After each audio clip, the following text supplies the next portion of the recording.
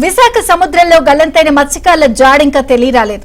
Search operation లో వారి ఆచూకీ లభించకపోవడంతో తమ వారు వస్తారని 1000 కళ్లతో ఎదురుచూస్తున్న మత్స్యకారుల కుటుంబాల ఆశలు ఆవిరయ్యాయి. దీంతో గల్లంతైన మత్స్యకారుల కుటుంబాలకు ప్రభుత్వం నష్టపరిహారం అందించింది.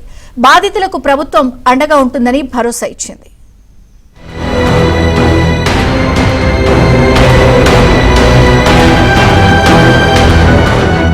విశాఖ సముద్రంలో గల్లంతైన మత్స్యకారుల కోసం నావికాదళం, కోస్ట్ గార్డ్, మెరైన్ పోలీసులు సంయుక్తంగా చేపట్టిన సెర్చ్ ఆపరేషన్ ముగిసింది.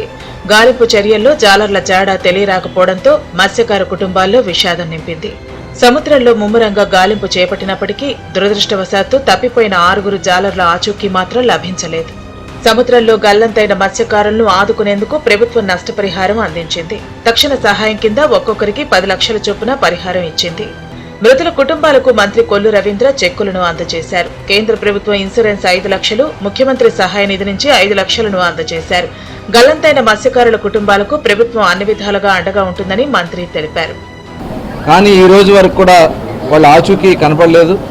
ఆ చిన్న ఇచ్చినటువంటి సమాచారం ప్రకారం అక్కడ వాళ్ళందరూ కూడా ప్రమాదంలో చనిపోయి ఉంటారని చెప్పి భావించి, అలాగే కోస్ట్ గార్డ్ వాళ్ళు సెర్చింగ్లో మాకు ఎక్కడ కూడా ట్రేస్ కాలేదని చెప్పి కోస్ట్ గార్డ్ కూడా ఇచ్చినటువంటి రిపోర్ట్ను ఆధారం చేసుకుని 72 గంటల తర్వాత ఆ కుటుంబాలకి ఎవరైతే 7గురిలో ఒక అతను సేవ్ అయ్యారు కాబట్టి మిగతా 6గురికి ఈరోజు గౌరవ ముఖ్యమంత్రి చంద్రబాబు నాయుడు గారు ఇచ్చినటువంటి ఆదేశాలతో ఆ కుటుంబాలకి ఫిషరీస్ డిపార్ట్మెంట్ నుంచి ఒక 5 లక్షలు, సీఎం రిలీఫ్ ఫండ్ నుంచి ఒక 5 లక్షలు కలిపి 10 లక్షల రూపాయలు చెక్ వారికి అందించడం జరిగింది.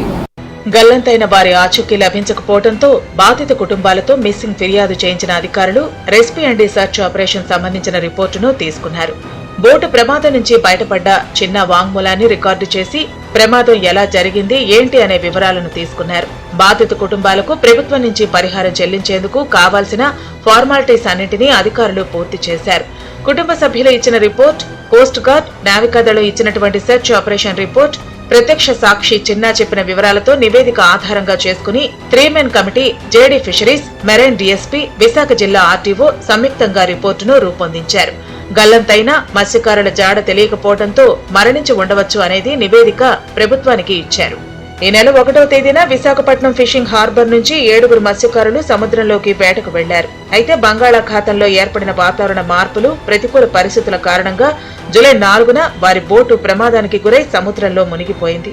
ఈ ప్రమాదంలో గల్లంతైన వారిలో చిన్న అనే బోటు యజమానిని మాత్రం చైనాకు చెందిన కార్గో షిప్ గ్రూప్ రక్షించగా మిగిలిన 6 జాలర్లు గల్లంతయ్యారు.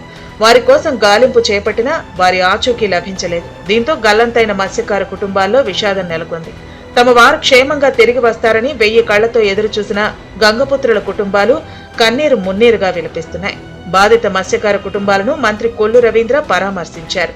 ప్రభుత్వం అండగా ఉంటుందని భరోసా ఇచ్చారు.